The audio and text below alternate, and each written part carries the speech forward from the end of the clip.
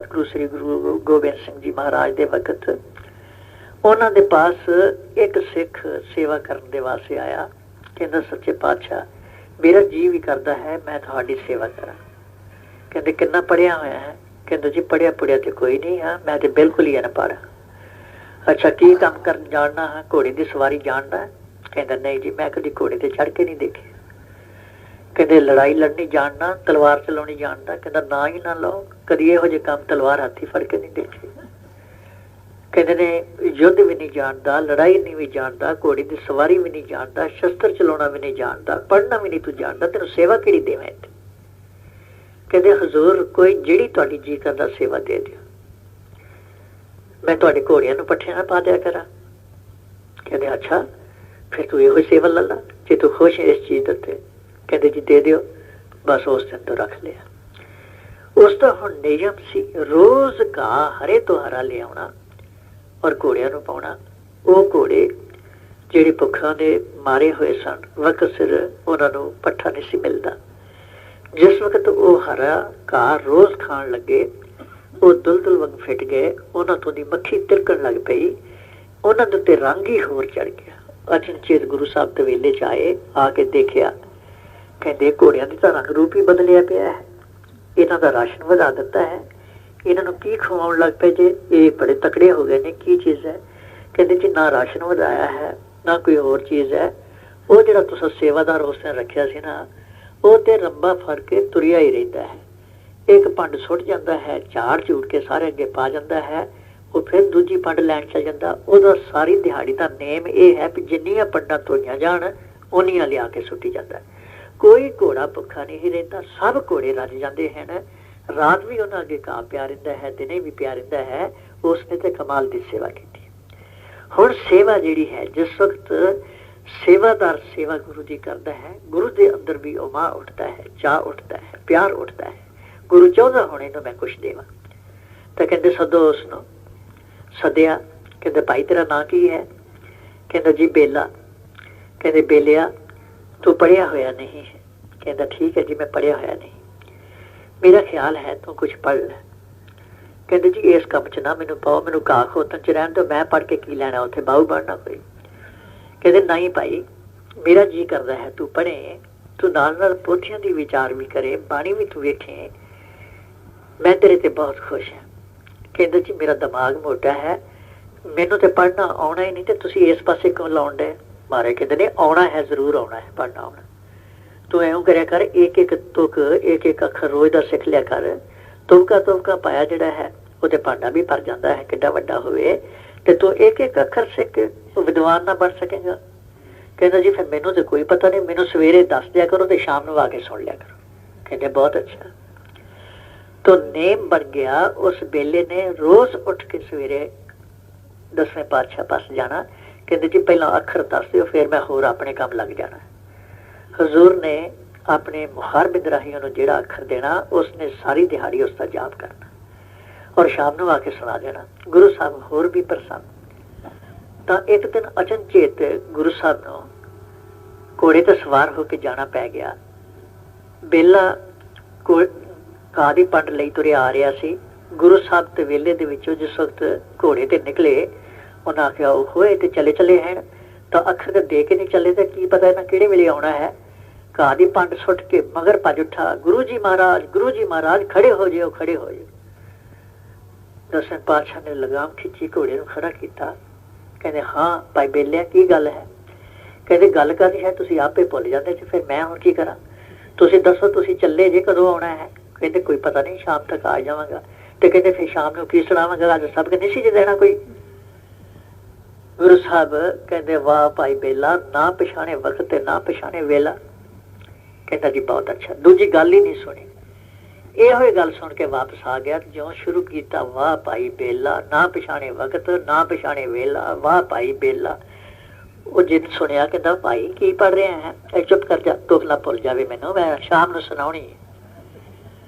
तो वो एक ने दूजे पास, दूजे ने तीजे पास, तीजे ने चौथे पास गल की भी अल्लाह अज होर नवा ही सबक याद कर लिया जी। कहते ने की वारो वारी सारे आके पूछण। कहते एक बारी तू जा सकता भी वाह भाई बेला, ना पछाणे वक्त ना पानी पछाणे वेला, तुसी घड़ी मुड़ी क्यों पुछदे जे? मैनू पकाउण दिओ किते भुल ना जाए। इत्थों तक जिहड़े बड़े बड़े पाठी सन सब दे वास्ते वो माहौल का कारण बन गया।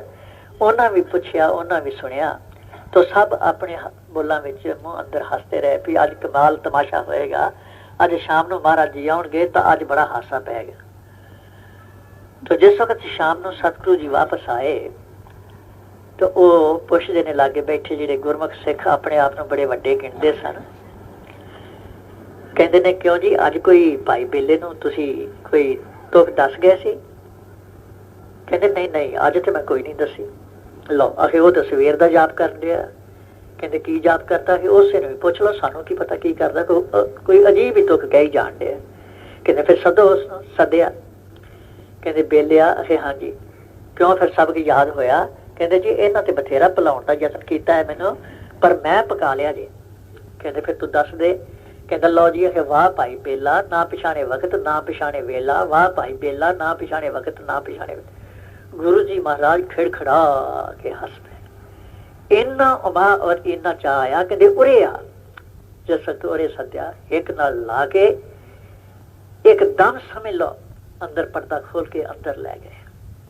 और दे बेले दी दे जिहड़ी है बाहर पई हुई है, दिल बेला किसी रंग विच अंदर मस्त होया है। जदों ओदी ये हालत देखी तो जिन्ने सन वो बहुते विद्वान पढ़े लिखे अपने आप को जिहड़े बड़े बड़े ज्ञानी महाज्ञानी होंदे सन, कहते हाय हाय गुरु घर विच भी अनर्थ है, इत्थे भी हनेर है। देखो असीं किन्ने ग्रंथां दे उलथे कीते, किन्नियां बाणियां दे असीं रोज़ पाठ कीते, किन्ने असीं पढ़दे हां, किन्नियां दी विचार करदे हां। ਇਹਦੇ ਇਲਾਵਾ ਅਸੀਂ ਜੰਗਾਂ ਵਿੱਚ ਵੀ ਜਾਂਦੇ ਹਾਂ, ਯੁੱਧਾਂ ਵਿੱਚ ਵੀ ਜਾਂਦੇ ਹਾਂ। ਗੁਰੂ ਕਿੱਡਾ ਬੇਇਨਸਾਫ ਹੈ। ਦੇਣ ਲੱਗਾ ਤੇ ਇੱਕ ਗਵਾਰ ਪੁਰਸ਼ ਹੈ ਜਿਸਨੂੰ ਨਾ ਪਤਾ ਹੈ ਵੀ ਕੀ ਮੈਂ ਕਹਿ ਰਿਹਾ ਹਾਂ ਨਾ ਕੀ ਮੈਂ ਬੋਲ ਰਿਹਾ ਹਾਂ।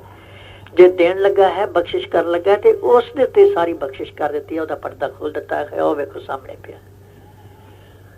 ਹਜ਼ੂਰ ਨੇ ਦੇਖਿਆ, ਮੂੰਹ ਵੱਟੇ ਹੋਏ ਸਭ ਦੇ ਦੇਖੇ, ਕਹਿਣ ਲੱਗੇ ਅੱਛਾ। दूसरे दिन सवेरे उठ के सारी संगत को इकट्ठा किया। कहते ने भाई तुसी अज एक काम करो सारे। कहते जी दसो। आपो अपना एक एक घड़ा ले आओ। कहते बहुत अच्छा। कहते ने आपो अपना कुंडी और डंडा भी ले आओ, वो भी ले आवांगी। फिर आपो अपनी भंग भी ले आओ, भंग घोट घोट के पूरा घड़ा भरना आपो अपना। मैं सब दे घड़े वेखने ने भी किन भर लिया पूरा। तो संगत लग गई घोटन वास्ते और घड़े भंग दे नाल घोट घोट के भर ले। जो भर गए गुरु साहब देखण आए, कहते ने क्यों भी भर गए? कहते जी हाँ हुण तां सब दे भर गए। कहते चंगा एक एक तुसीं प्याला पकड़ो और इहदे विचों पाओ ते मूँह विच चूड़ी भर के, अंदर नहीं तुपका भी लगाउणा, मूँह विच फेर के तां बाहर चूड़ी करी जाओ, पूरे दा पूरा घड़ा मगाउणा।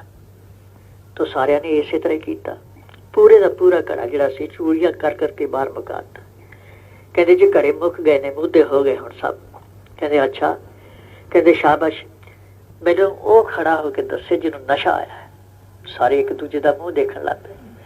कहते सच्चे पातशाह तुसीं ते आखिया सी बाहर चूड़ी करी जाओ, जे अंदर जाती तो नशा भी आउंदा, तुसीं ते आखिया एक तुपका भी ना जाए तो नशा किस तरह आ सकता है? कहते कल जिहड़ा तुसीं ईर्खा कीती सी बेले वाल वेख के, तुहाडे सवाल का जवाब अज मैं तुहानूं दे दित्ता है।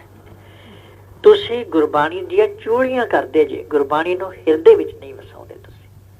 वो गुरबाणी तुहानूं नशा किस तरह दे सकदी है? जिस बाणी विच विचार नहीं है, जिस बाणी दे नाल सानूं अपणियां ऊणताइयां नज़र नहीं आउंदियां, जिस बाणी दे नाल साडे अंदर उत्साह नहीं जागदा कि असीं अज भजन करना है, भगती करनी है, नाम नाल जुड़ना है और फायदा उठाउणा है। कहंदे उस बाणी दा तुहानूं की लाभ मिल सकदा सी? ਇਹ ਉਹ शख्स है जिस दे वास्ते गुरु दा कोई शब्द भी जड़ा एक मुंह चो निकलिया है ये वास्ते बाणी दा रूप बन जाता सी। ये तां इस चीज दा मालक यही हो सकता सी, तुसी नहीं सी हो सकते। तो कहण दा भाव ये है कि जिन्ना चिर तक गुरु सिख जड़ा है गुरु दी मत दे उत्ते पूरा भरोसा नहीं करता, उन्ना चिर तक जे मन विच भरम ही रहिंदा है। आ गल गुरु साहब नूं कहनी नहीं सी चाहिदी। इहदा कहण दा की फायदा है? इहदा कोई लाभ होएगा? ਜਿਹੜਾ ਗੁਰੂ ਦੇ ਕਥਨ ਅਨੁਸਾਰ ਉਹਨਾਂ ਗੱਲਾਂ ਤੇ ਇਹੋ ਜਿਹੇ ਇਤਰਾਜ਼ ਆਪਣੇ ਅੰਦਰ ਕਰਦਾ ਹੈ, ਇਹ ਸੰਤ ਮਤ ਕਹਿੰਦਾ ਹੈ, ਗੁਰਮਤ ਕਹਿੰਦਾ ਹੈ। ਐਸਾ ਪੁਰਸ਼ ਜਿਹੜਾ ਹੈ ਉਹ ਗੁਰਮਤ ਤੇ ਨਹੀਂ ਚੱਲ ਰਿਹਾ, ਉਹ ਗੁਰੂ ਦੀ ਮਤ ਕਬੂਲ ਕਰਕੇ ਨਹੀਂ ਬੈਠਾ। ਜੇ ਲਹਿਣੇ ਨੂੰ ਗੁਰੂ ਨਾਨਕ ਸਾਹਿਬ ਨੇ ਅੱਧੀ ਰਾਤ ਆਖਿਆ, ਲਹਿਣਿਆ ਬੜੀ ਦੁਪਹਿਰ ਲੱਗੀ ਹੈ, ਸੂਰਜ ਸਿਖਰ ਤੇ ਆਇਆ ਹੋਇਆ ਹੈ, ਸਾਰਿਆਂ ਨੂੰ ਦਿਸਣ ਡਿਆ ਸੀ, ਸਭ ਨੇ ਕਹਿਤਾ ਸੀ ਵੀ ਅੱਧੀ ਰਾਤ ਹੈ। ਲਹਿਣਾ ਕਹਿੰਦਾ, ਹਾਂ ਜੀ ਤੁਸੀਂ ਜੋ ਕੁਛ ਕਹਿ ਰਹੇ ਬਿਲਕੁਲ ਠੀਕ ਹੈ, ਸੂਰਜ ਤਾਂ ਐਵੇਂ ਚਮਕਦਾ ਹੈ ਵੀ ਅੱਖਾਂ ਨਹੀਂ ਖੁੱਲਦੀਆਂ, ਬੜਾ ਹੀ ਜ਼ੋਰ ਨਾਲ ਚਮਕ ਰਿਹਾ ਹੈ, ਚੰਗੀ ਧੁੱਪ ਕਰਾਰੀ ਲੱਗੀ ਹੋਈ ਹੈ।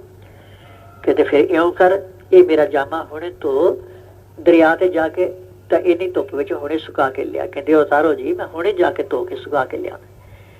ਤੋ ਵਿਚਾਰ ਕੇ ਦੇਖੋ, ਜਿਹੜਾ ਇਸ ਸਮਝ ਲਓ ਇਸ ਡਿਗਰੀ ਦੇ ਉੱਤੇ, ਇਸ ਦਰਜੇ ਦੇ ਉੱਤੇ ਜਿਹੜਾ ਸਿੱਖ ਇੱਥੇ ਆ ਕੇ ਆਪਣੀ ਅਕਲ ਨੂੰ ਪਾਸਾ ਦੇ ਕੇ ਗੁਰੂ ਦੇ ਬਚਨਾਂ ਤੇ ਵਿਸ਼ਵਾਸ ਕਰ ਲੈਂਦਾ ਹੈ, ਉਹਦਾ ਕੰਮ ਬਣਦਿਆਂ ਚਿਰ ਨਹੀਂ ਲੱਗਦਾ, ਉਹਦਾ ਕੰਮ ਪਲ ਵਿੱਚ ਬਣ ਜਾਂਦਾ ਹੈ। ਤੋ ਜਿੰਨਾ ਚਿਰ ਤੱਕ ਸਾਨੂੰ ਆਪਣੀ ਕਿਸੇ ਚੀਜ਼ ਦਾ ਮਾਣ ਹੈ, ਅਸੀਂ ਪਰਮਾਰਥ ਦੇ ਯੋਗ ਨਹੀਂ। ਅਕਲ ਦਾ ਮਾਣ ਵੀ ਪਰਮਾਰਥ ਵਿੱਚ ਰੁਕਾਵਟ ਹੈ, ਵਿਦਿਆ ਦਾ ਮਾਣ ਵੀ ਪਰਮਾਰਥ ਵਿੱਚ ਰੁਕਾਵਟ ਹੈ, ਅਭਿਆਸ ਦਾ ਮਾਣ ਵੀ ਪਰਮਾਰਥ ਵਿੱਚ ਰੁਕਾਵਟ ਹੈ। ਔਰ ਇਸੇ ਤਰੀਕੇ ਦੇ ਨਾਲ ਹੋਰ ਮਾਣ ਜਿਹੜੇ ਅਨੇਕਾਂ, ਕਿਸੇ ਨੂੰ ਧਨ ਦਾ ਹੈ, ਕਿਸੇ ਨੂੰ ਰੂਪ ਦਾ ਹੈ, ਜਦੋਂ ਸੱਚਾ ਸ਼ੌਕ ਅੰਦਰ ਜਾਗਦਾ ਹੈ। ਕਹਿੰਦੇ ਨੇ ਗੁਰ ਕੇ ਬਚਨ ਜਿਹੜੇ ਨੇ ਇਹ ਹਿਰਦੇ ਤੇ ਤੀਰ ਵਾਂਗ ਉਸ ਸਮੇਂ ਖੁੱਭਦੇ ਹਨ ਇਸ ਜੀਵ ਦੇ। ਕਹਿੰਦੇ ਜਿਸ ਵਕਤ ਇਹਦੇ ਉੱਤੇ ਉਸ ਲੱਖਣੀ ਘੜੀ ਆਉਂਦੀ ਹੈ, ਤੋ ਜਿਸ ਵਕਤ ਇਹਦੇ ਜੀਵਨ 'ਚ ਉਸ ਲੱਖਣੀ ਘੜੀ ਆਉਂਦੀ ਹੈ, ਆਪਣੇ ਆਪ ਹੀ ਇਸ ਦਾ ਰੁਖ ਉਸ ਪਾਸੇ ਨੂੰ ਮੁੜ ਜਾਂਦਾ ਹੈ। ਤੋ ਕਹਿੰਦੇ ਨੇ ਜਿਨ੍ਹਾਂ ਜਿਨ੍ਹਾਂ ਦੇ ਕਰਮਾਂ ਦੇ ਵਿੱਚ ਉਸ ਮਾਲਕ ਨੇ ਤੁਰੋਂ ਲਿਖਿਆ ਹੈ ਕਿ ਤੁਹਾਨੂੰ ਸਤਿਗੁਰੂ ਮਿਲੇਗਾ, ਤੁਹਾਨੂੰ ਨਾਮ ਮਿਲੇਗਾ, ਉਹਨਾਂ ਨੂੰ ਸਤਿਗੁਰੂ ਵੀ ਮਿਲਦਾ ਹੈ, ਨਾਮ ਵੀ ਮਿਲਦਾ ਹੈ। ਕਈ ਵਾਰ ਅਸੀਂ ਬਾਹਰ ਮੁਖੀ ਬੈਠੇ ਹੋਏ ਆਪਣੇ ਦਿਲ 'ਚ ਪਛਤਾਪ ਕਰਦੇ ਹਾਂ, ਹਾਏ ਹਾਏ ਪਰਿਵਾਰ ਵਿੱਚ ਮੈਂ ਇਕੱਲੇ ਨਹੀਂ ਨਾਮ ਲਿਆ ਹੈ, ਨਾ ਮੇਰਾ ਕੋਈ ਧੀ ਪੁੱਤ ਨਾਮ ਲੈਂਦਾ ਹੈ, ਨਾ ਮੇਰੇ ਭਰਾ ਹੀ ਨਾਮ ਲੈਂਦੇ ਹੈ, ਨਾ ਕੋਈ ਮਾਤਾ ਪਿਤਾ ਹੀ ਨਾਮ ਲੈਂਦਾ ਹੈ, ਨਾ ਕੋਈ ਸਾਖ ਸੰਬੰਧੀ ਇਸ ਪਾਸੇ ਆਉਂਦਾ ਹੈ। ਇਹਨਾਂ ਚੀਜ਼ਾਂ ਨੂੰ ਵੇਖ ਵੇਖ ਕੇ ਪਛਤਾਵਾ ਕਰਦੇ ਹਾਂ। ਤੋ ਉਸ ਪਛਤਾਵੇ ਦੇ ਵਿੱਚ ਅਸੀਂ ਆਪਣਾ ਭਜਨ ਗਵਾ ਲੈਂਦੇ ਹਾਂ। ਸਾਨੂੰ ਕਿੱਥੇ ਸੋਝੀ ਇਸ ਚੀਜ਼ ਦੀ ਵੀ ਉਹਨਾਂ ਦੇ ਕਰਮਾਂ 'ਚ ਹੈ ਵੀ ਕਿ ਨਹੀਂ ਹੈ। ਜੇ ਕਰਮਾਂ 'ਚ ਹੋਏਗਾ ਤਾਂ ਜ਼ਰੂਰ ਮਿਲੇਗਾ,